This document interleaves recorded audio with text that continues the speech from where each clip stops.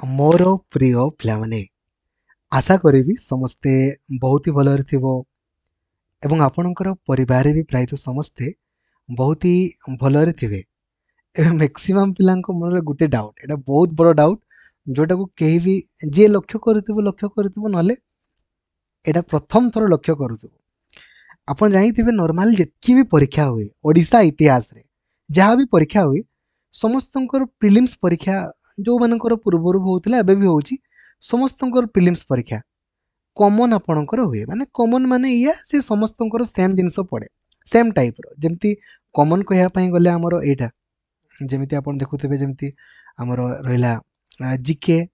Mathematics reasoning इंग्राजी computer एबा होची common जिंस सब परीक्षा रे पड़े समस्तंकर प्रिलिम्स समस्तंकर सेम हैला किंतु आपण देखिबे नोटिफिकेशन रे हैला सब नोटिफिकेशन रे एमने तो सब गुडा कॉपी पेस्ट करंती ना सब गुडा कॉपी पेस्ट हैला किछि नुआ जिंस नै सेटा को ही खाली आपणकर सेवक सेविका देखंतु टीजीटी देखंतु हिंदी पीईटी समस्तंकर हैला कोन करिसंती ना से माने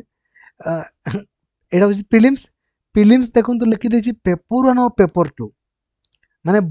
ए जो मु जो गुडा कहली सेगुडा भी पड़िबो आ पेपर 2 रे जो सब गुडा ताहा ही पड़िबो लेखा आइछि आ मेंस रे खाली पेपर 2 एक्चुअली एटा तांकर टाइपिंग मिस्टेक हे थाई पारे तो आपण माने क्लैरिफाई केमिति हेबे ता पई आपण को टिके ओ ट्रिपल एससी को मेल करिया पई पड़िबो आपण माने ओ ट्रिपल एससी को मेल करंतु बैक टू बैक मेल करे माने बैक टू बैक माने यात्रा टाइप रो जिंस गुडा करंती ना बहुत यात्रा को इतिहास रे केबे हेनी एइथरे ओ triple SC dot OD @nic.in एइथरे मेल करिवे हला रिगार्डिंग आपणकर सिलेबस क्लैरिफिकेशन ठीक अछि माने पेपर 1 और पेपर 2 बोथ एटा एक्चुअली केबे हुए नै हला एटा भी तांकर सबने अपडेट कर देबे केवल पेपर 1 आपणकर एथिरे पडिबो आ एथिरे पेपर 2 आपणकर पडिबो लिखि दैचंती एका संगरे पडिबो बोथ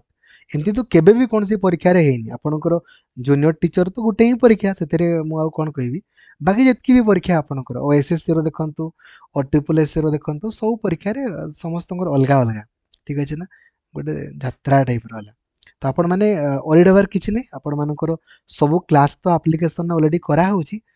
सब जिंस गोटे पेपर 1 पेपर 2 सब करा होउची किछि ऑलरेडी हबार नै ठीक अछि जदि भी हैला देन बहुत ही भलो किछि प्रॉब्लम नै आपण माने एमती क्वालिफाई करि जिवे किछि असुविधा नै एका संगरे एटा हेई पारिबोनी काहे कि ए पारिबोन ना काहे कि ना मार्क डिस्ट्रीब्यूशन तांकर भेरी करि जिवो माने बहुत अलगा हे जिवो केते मार्क रो कोडा को सेने पकेइबे पेपर 1 रे 5टा टॉपिक अछि पेपर 2 रे आपनकर केते केते टॉपिक अछि बुझा पडुछि तो आपण माने क्लैरिफाई करिया पई आपण मेल करि देबे मो भी आपनकर मो पटो मेल करि देबी किछि असुविधा नै आपण माने एटा देखिबे केवल पेपर 1 एटा खाली आपनकर हेइ जिवो आ पेपर 2 आपनकर एटा हेइ जिवो ठीक अछि थैंक यू जय जगन्नाथ धन्यवाद।